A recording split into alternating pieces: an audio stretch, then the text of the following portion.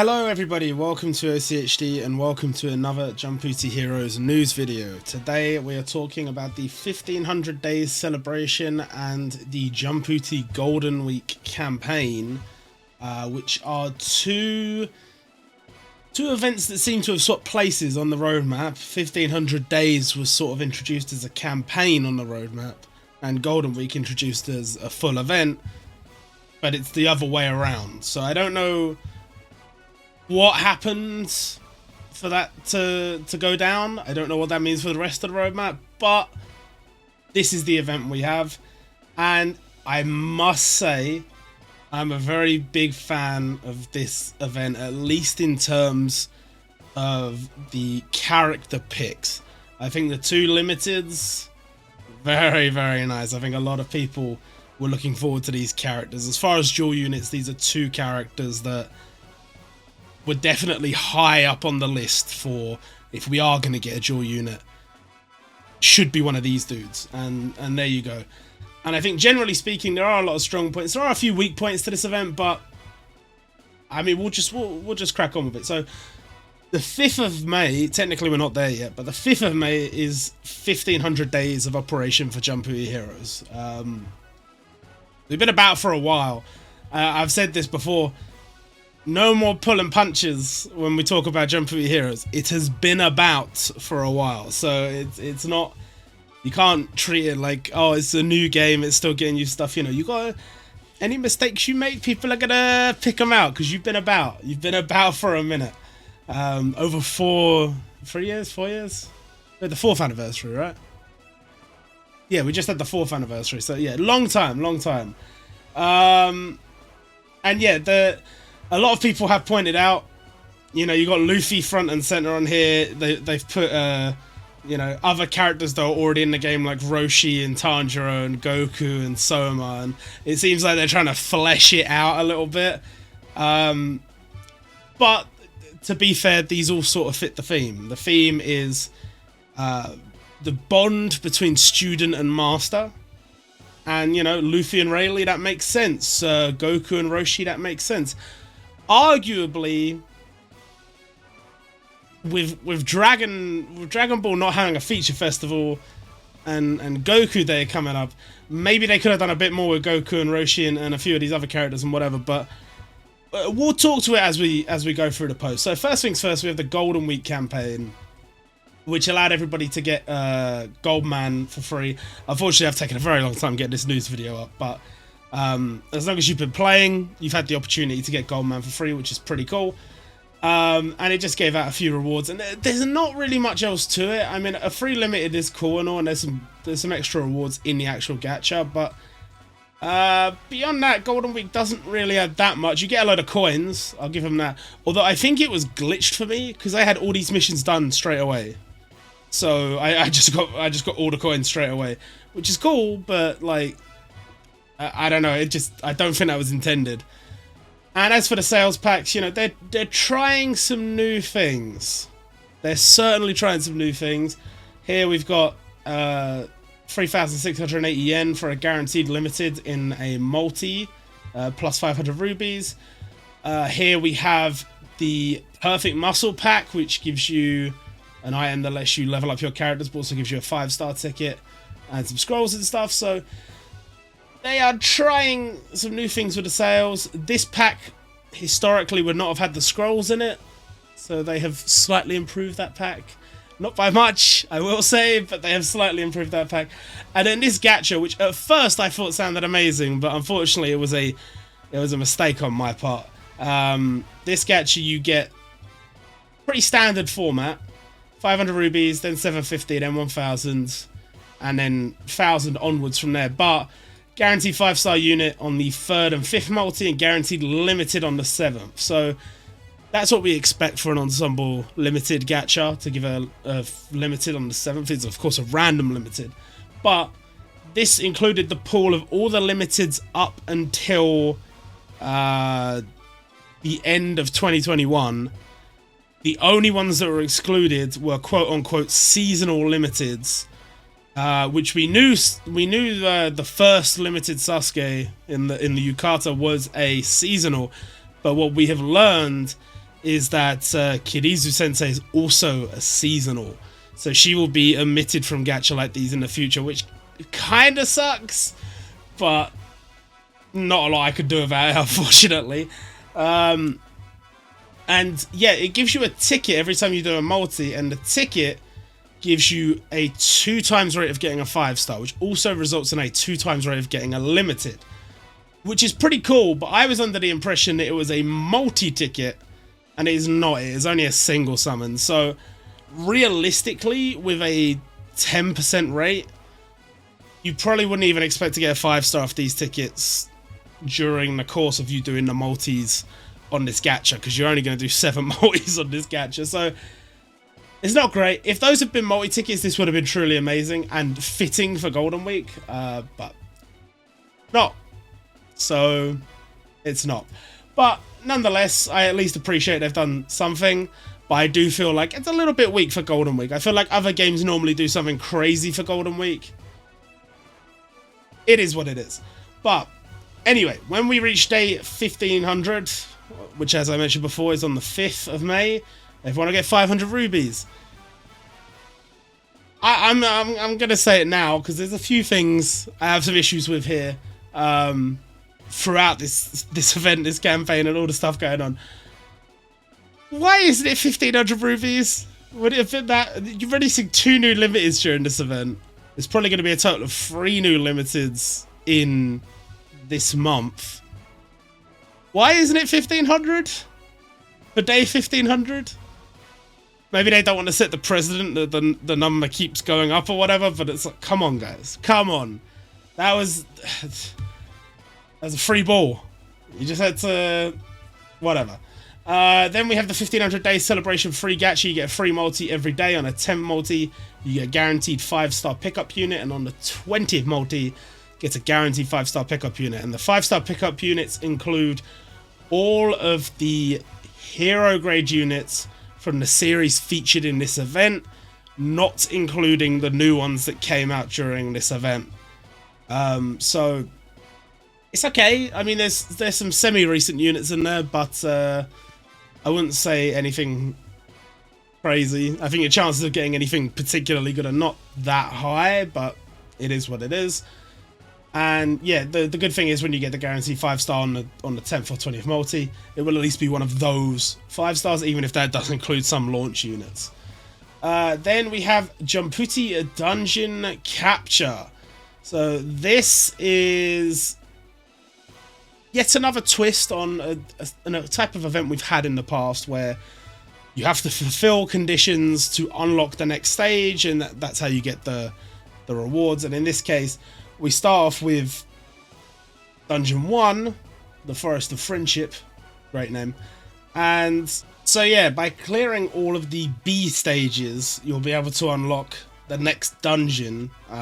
Each of these open one day after the other, so it depends when you start this event, but basically, even if you jumped in on the 5th, you'd just be able to clear these one after the other. But the farming stage will be open the whole time, and you need to farm these red chests. You can trade them in at the event exchange, and there's a bunch of rewards in there.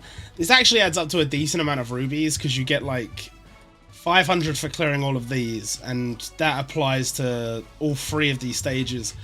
Plus there's an additional, I think, like 500 in the event store. So I think we're getting a decent amount of rubies off of this, which is not too bad. And yeah, you just need to clear everything as it unlocks. And this is the general farming you'll be doing throughout the event, and it specifically unlocks throughout the event. The last stage opens on the 15th. So work to do, lots of farming to do. Then we have the induction ceremony, and there is a lot of confusion around this event. It is somewhat overcomplicated, but it's not. Once you understand it, it's not that difficult. So you get these induction forms by clearing. There are 4 stages to this particular event. And they open on different dates. So the 1st of May, the 4th of May, the 7th, and the 10th. So there are a total of 4 of these forms, to be clear. You can get 4, you just can't get 4 straight away. So you will be able to get all 4 by clearing the stages as they open. And the forms, you need to trade them in at this store here, and you can get yourself one of the keys. So you will be able to get all 4 keys, but you need to do the stages as they unlock, so as these dates come around, and eventually you'll be able to get all 4 keys. Now, what's weird about this is instead of just having the key and then you unlock the stage and then it's just unlocked, instead the keys act a lot like the rainbow keys or the book keys or whatever that we have for other events, where you use the key and it unlocks the stage for 30 minutes. But don't worry, because they give you 1,500 of the keys, so it's impossible to mess it up. It's impossible for it to go wrong for you. You just use the keys and just max the character. Even if you like used all the keys and wasted all the time, it wouldn't matter, because the amount of time that would cover, the 30 minutes times 1,500, it would far exceed the length of the actual event, so you are fine. So choose whichever key. I chose the blue key to start off with, a Rokodaki. Then you will get this item here, and that item you sort of have to upgrade to the non-beginner version. At this point you're just an apprentice, and the way you upgrade it is by maxing out the character, obviously. So once you've got the key, you can challenge whichever boss you've chosen. Once you get them to 50 luck, you'll get the stamp, and once you get them to 99 luck, you will get the Scroll of Affirmation, and you will trade that scroll in at the event exchange, I believe, alongside this item. And you will get this item down here, which is like the upgraded version to prove you are a master of that particular whatever you were being trained in. In my case, it's the water breathing style. But of course, you will have to do all 4 over the course of the event. And you will also get an emblem, and that's what the emblems look like too. So pretty cool. And yeah, I mean, I've basically explained it, but here's all the stages we can farm during this. I find it very, very interesting. I know, obviously, Kimetsu no Yaiba, there is a bias towards it because it's so popular.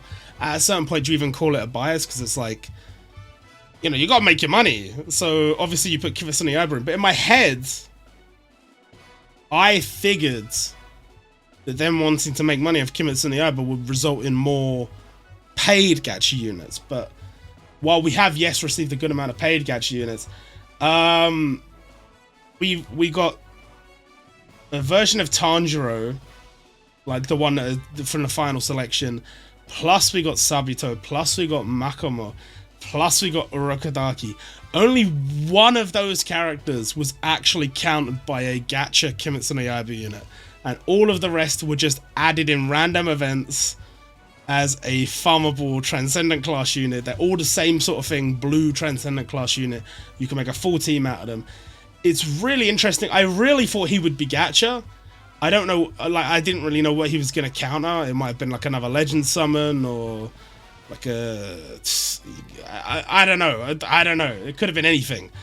But no, they've made him free, just like they made the Tanjiro free and the Sabito and the Makomo. So very interesting. I mean, he's someone I expected them to add at some point. And yeah, I guess it's masters and students, so it makes sense, but it's weird. It's weird that he's in and he doesn't have a student pairing for this event. And they've also included a gacha unit from another series, and that unit does not have a student pairing from this event. And it really feels like they should have gone with one or the other. I don't know. That's how it feels to me anyway. But then we have Chamber of Training Lisa, which actually drops Wamu, which I'm not complaining about. I think Lisa deserves to be gacha.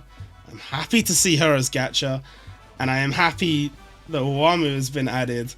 And it's pretty cool. He's actually only one of 2 costume stages in this event.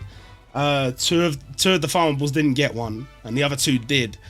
Unfortunately, in terms of a catastrophe class event, it's technically not a catastrophe class event. It's much easier.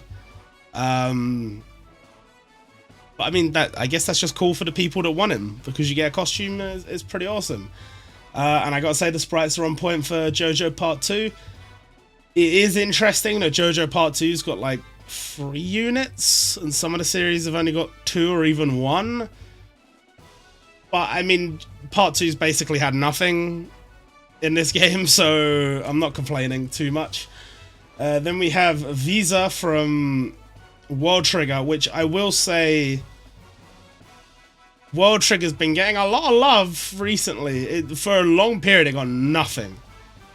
It's getting a lot of love recently, and we know there's like a feature festival planned, so it'll be interesting to see what we get in the future. There's plenty of content to work with, because it's definitely a series where it's like there's loads of characters that have potential to be actually added to the game.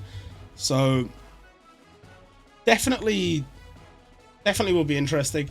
Personally, he's not a character I'm particularly interested in, but I mean, he's a free unit, so that's fine. And then we have Shoyo Yoshida, who, again, from what I have been told by the Gintama fans, this is basically the Muso candidate. This is like the guy. So very interesting that he has been added as a free-to-play unit, and a low-tier free-to-play unit. He does have a costume stage separately. He's at least got that going for him. But hey, I mean, you know, Gintama's getting a feature festival, so they've clearly got more content planned, so it's fine. And then, yeah, as I mentioned before, the costume stages. Technically, Wamu is not a catastrophe class event. I have listed it as such because that's just how we do things, but technically it's not. You can see, if you look at Shoyo stage, at the top, it says catastrophe class event. And it does not say that here. So even though it does have the same appearance, generally speaking, as a catastrophe class banner, it's actually, it's called something like, I don't know what they're called. It's like the original people, which is like the race that Cars and the other Pillar Men come from. I think it's like the Shadow Tribe or something. I don't know. But that's the name for the difficulty of the event, which apparently means it's actually pretty easy. So, I mean, I managed to beat it without even really preparing my team at all. So, I'm pretty sure most people who start the game during this event, with a bit of effort, might be able to put something together and beat him. But if you've been playing for a decent amount of time, you should be able to beat him. This stage, we don't know yet, but it is listed as catastrophe, so it's probably a little bit harder. Either way, pretty happy with both the costumes. And then we have a Legend Summon Chamber of Training Master Roshi. So they have put Roshi in this event as an event boss. Technically, the Legend Summon is not just him. As you can see in the image here, you've got Genkai, you've got Orokodaki, you've got Jiraiya, you've got Shoyo. So there are other characters included instead. And it's like a crossover Legend Summon, which is cool. But definitely this year, Dragon Ball Day has been shafted, I guess. I don't know. I would argue that with not much for Dragon Ball around Goku Day, it might be a good thing. And the reason I say it might be a good thing is because on Goku Day, you have to compete against the other Dragon Ball games for the money of the gacha game players. So if you have somebody who is a fan of Dragon Ball, they probably only have a set amount of money they're willing to spend at any given point, and on gacha games, that is. And if you drop something Dragon Ball related that's super hype, that's cool, they might summon on that, but they are probably playing other Dragon Ball gacha that are probably also going to do something crazy for Goku Day.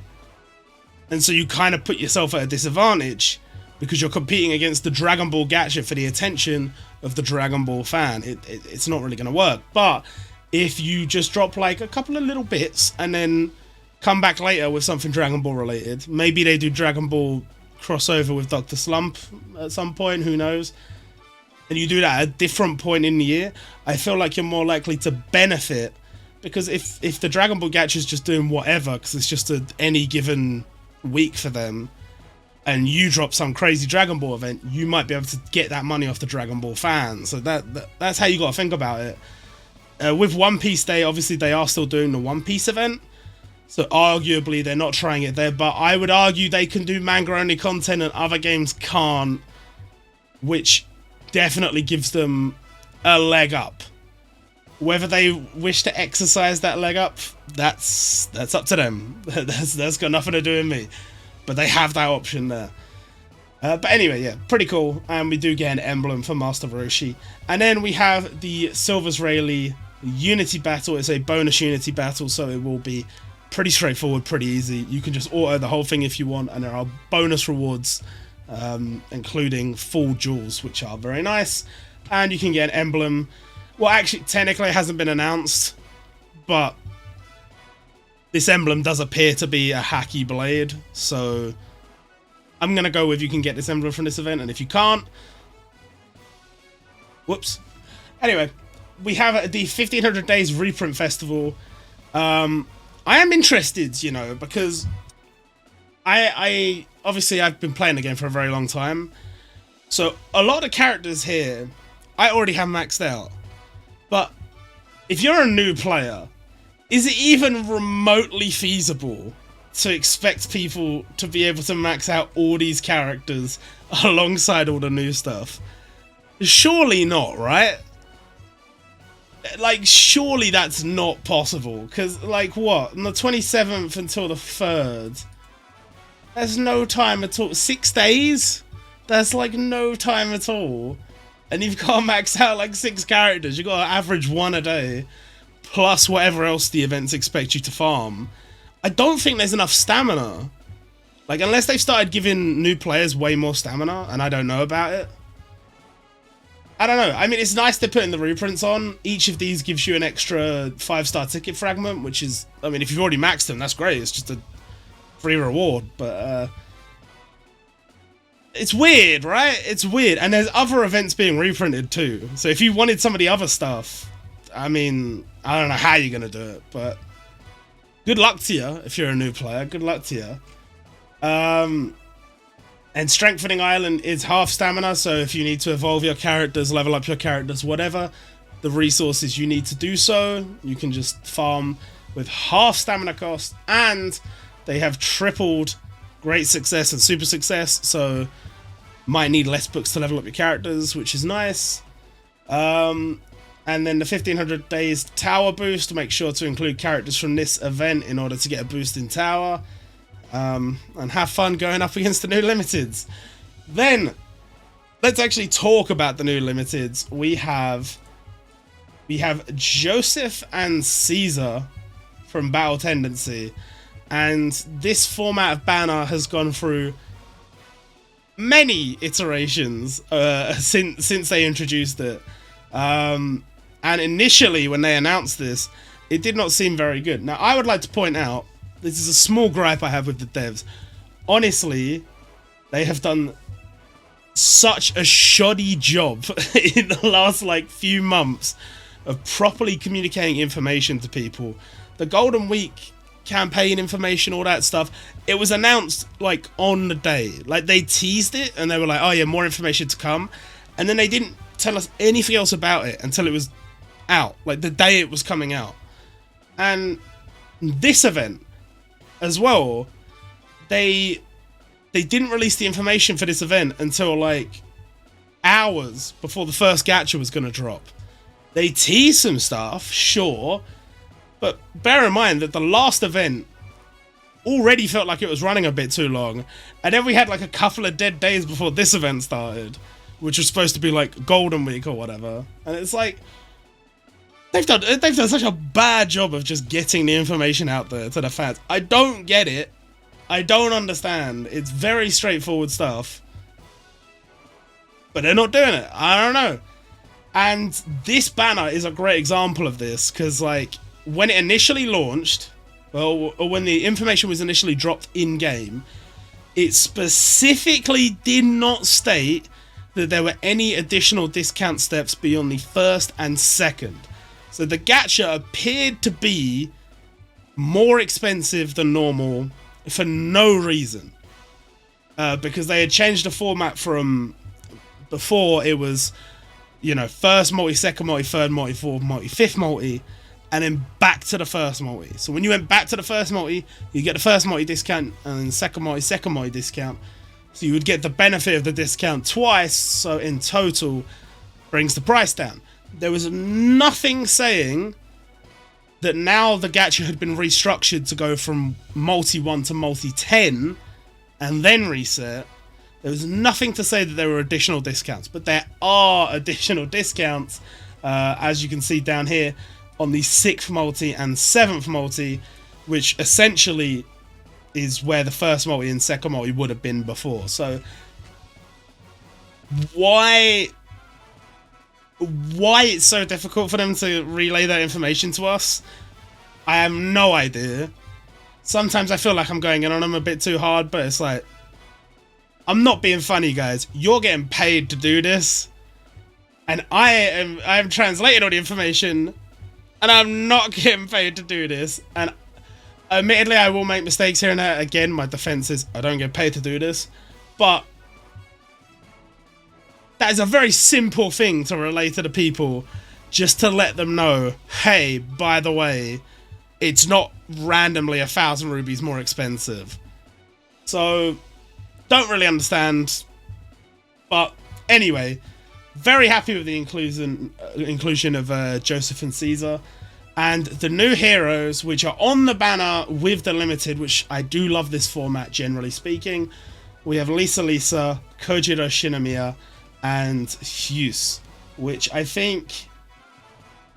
yeah, I think this is a nice little lineup. I'm a little bit disappointed that Shinomiya didn't come with like a farmable Soma or something, because that would have made more sense. But I have a feeling the reason they did that was because they were switching things around, and they were like, we want the farmables to be like the masters or whatever, and they just sort of... they couldn't find a way to make it work where Shinomiya was the gacha and Soma was the farmable, because Shinomiya had to be the event unit. I mean, they could still have done that, I guess, somehow, some way, but it's not that important. You know, it is what it is. I'm sure they will add a new Soma at some point. I'm sure they will give us a proper Shokugeki no Soma event. Actually, will they? Maybe. They'll maybe give us one at some point, but... we know World Trigger has more content in the future, and as for battle tendency, this was really a lot of the big additions that we were missing. There are still some things missing. We don't have AC/DC. We don't have, like, Stroheim. We don't have... I can't remember their names. The buddies with the hats. They were training Joseph.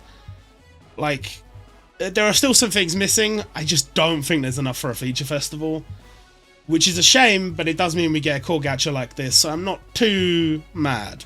And yeah, so with these gacha, if you're not familiar, you have to get these seals, and you get one every multi, and you're going to need 10 to get Joseph and Caesar. So, 10 multis to get Joseph and Caesar. It works out a little bit more expensive than normal, but it's only like 8,500 rupees. So, not too bad. And you are getting some guaranteed 5 stars, which is pretty cool. I mean, if you compare it to the normal format, it's a lot more than normal. You know, normally 8,250 and you'd get like guaranteed 5-star on the 3rd multi, guaranteed on the 6th multi, and then that's it. So in this case, you are getting a lot more, and you have a chance at getting the new heroes in there as well. So I have to say it's still much better than the standard limited gachas that we get. And we have another one, introducing Takasugi and Shirayasha, which, again, a very nice addition. I'm not like a super massive Gintama fan, but I've got to say, this is a very deserving dual unit. This is a very cool dual unit. Very happy with their inclusion. And Same deal as the first banner, same deal. And you know, if you get like lucky, say you pull them on the third multi, then you can purchase a guaranteed 5-star new hero ticket and get guaranteed 5-star new hero. So pretty cool that they've done that. And then we have the other stuff. There's a lot to talk about here. The Battle Ready Gacha, don't summon on that. We don't need to talk about that. But they have done another edition of these limited and hero gacha. It seems like they're going to be doing more of these going forward. And they've done one of these for JoJo and one of these for Gintama. I still think these are pretty cool. I think in practice, maybe they're not as good as they could be. Like for example, here they've chosen version 1 Jotaro. There is a version 2, or sorry, version 1 limited Jotaro. There is a version 2 limited Jotaro, who arguably would have been a lot better to include here. And they haven't really done that, and it's like the standard gacha units here are quite old, so I don't know. It does technically include, I think, all the JoJo 5-star units, but that equates to a lot of characters.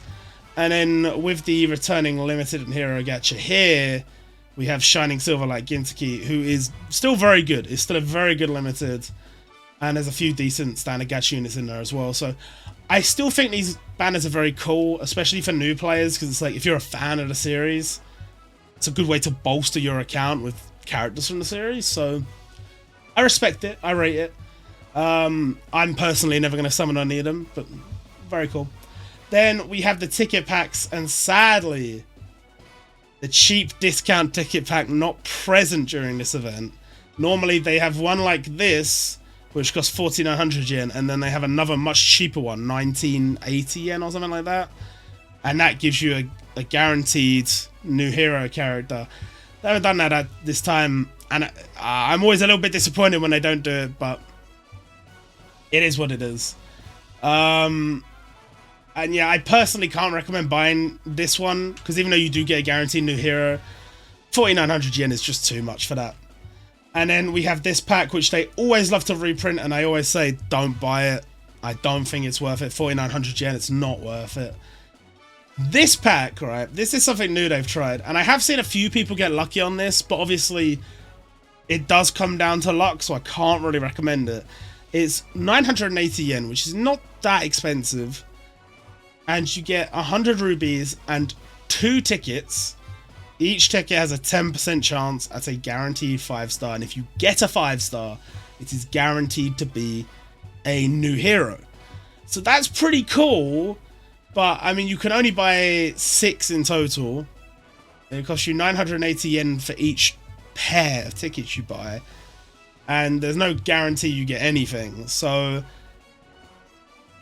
I mean, if you're the kind of person that likes to play the odds, this could be for you. For me, it's a no. I can't recommend this. I know what my luck is like with these tickets. The amount of times I've saved up 10, done a multi, and got nothing.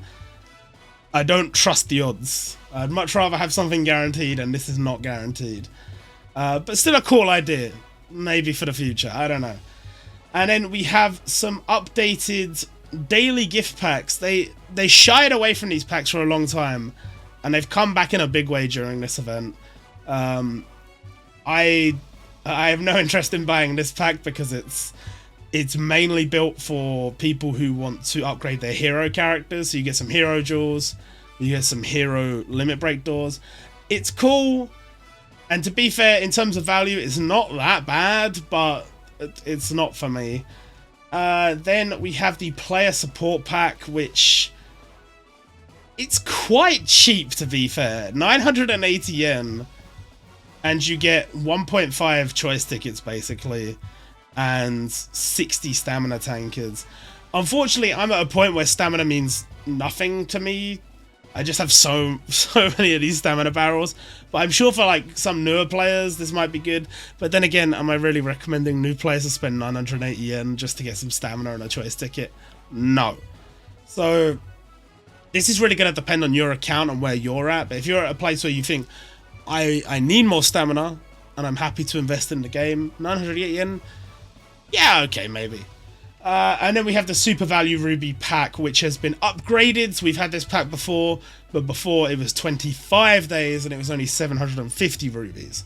So they have changed it, but one of the other things they've changed is the value of rubies that you get each day actually is different at the start and at the end.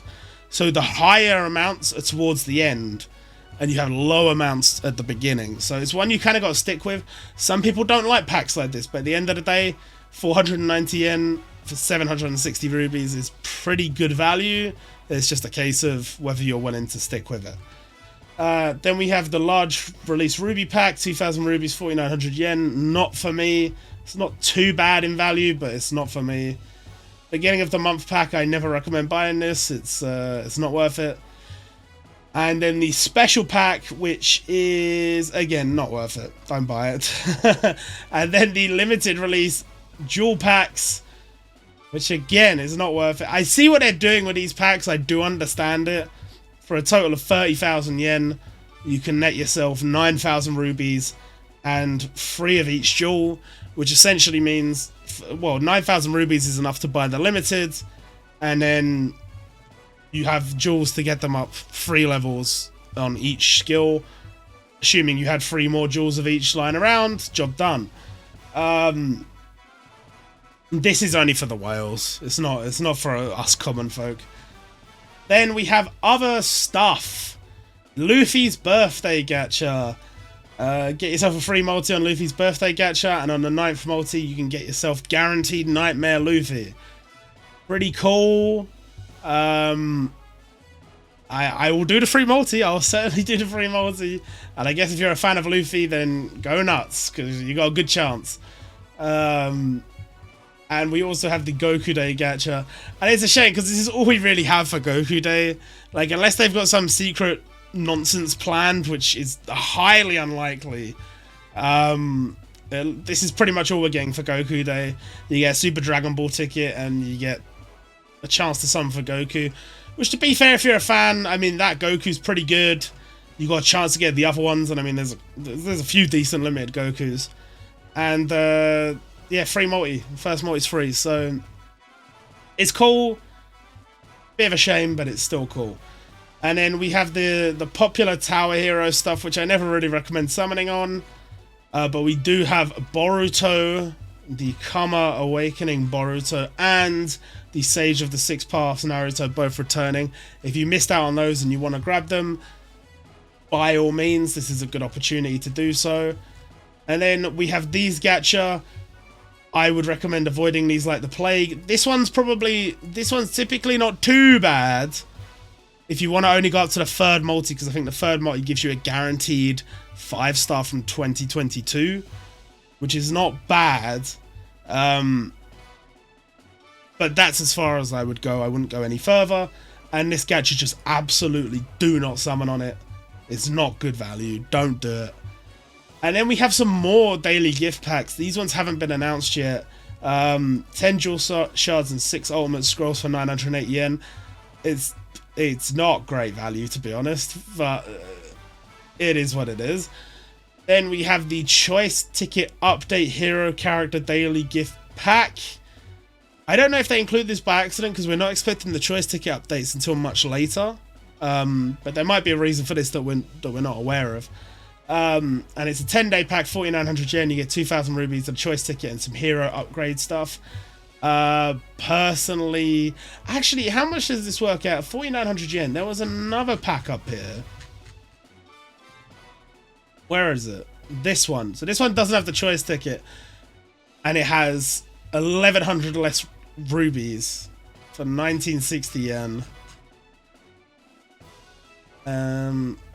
Yeah, I wouldn't buy either of those. I gotta be honest. I don't rate either of those packs particularly highly, but there's definitely some people out there that are like very focused on maxing out the hero characters and stuff. This might be for them. And then this pack, which is arguably one of the best packs we've ever had. It's 10,000 yen. You get 3,000 rubies. Bear in mind, the normal price for 3,000 rubies and 3 jewels is 10,000 yen. You get that, plus you get some limit break doors, plus you get a limited choice ticket. And as we understand it, this does have an updated pool. So this is a very good ticket. it's kind of crazy. I think, I don't remember off the top of my head, but I think it at least went as far as like Nightmare Luffy. So it went quite deep into last year. This is a very good value pack. Now, bear in mind, you will not get everything all at once. It's a 15-day pack, and chances are that limited ticket is going to be at the end of those 15 days. So yeah, this is a very good value pack, but it is quite expensive. So, I mean, consider it carefully before you buy something like this. And please do remember, if you do buy something like this, you need to log in and collect the rewards every day. If you mess it up and you miss out on the rewards, that's just terrible. That's just terrible. And that's basically it. I was gonna summon on the JoJo's, but I have decided against it because I know that June is gonna have a lot of stuff that I want to get for myself. And you know, it's a shame because I think they are pretty cool. I'm pretty glad that they're in the game, and I think this banner format in particular is very nice. And I even think the new heroes, I'd be happy pulling any of those. So, you know, I'm a little bit sad that I'm doing this, but I think it's the responsible choice because I need to save up. And, you know, I don't know. I don't know what to expect for the rest of this month other than Buso Rankin. I'm a little bit like 50-50 on this event, because I think there's lots of cool characters been added, but I think there's a lot of weird choices made. I mean, this event's like 3 weeks, which is probably at least half a week too long, because there's only really 4 farmable characters, so we're a bit limited, but it is what it is. And hopefully, I don't know. Hopefully the Buso Rankin event is going to be great for the Buso Rankin fans, because it is going to be much shorter, but I have a feeling it's going to have a decent amount of content. So look forward to that. And yeah, that's it for this video. Hope you guys enjoyed, and I will see you all next time.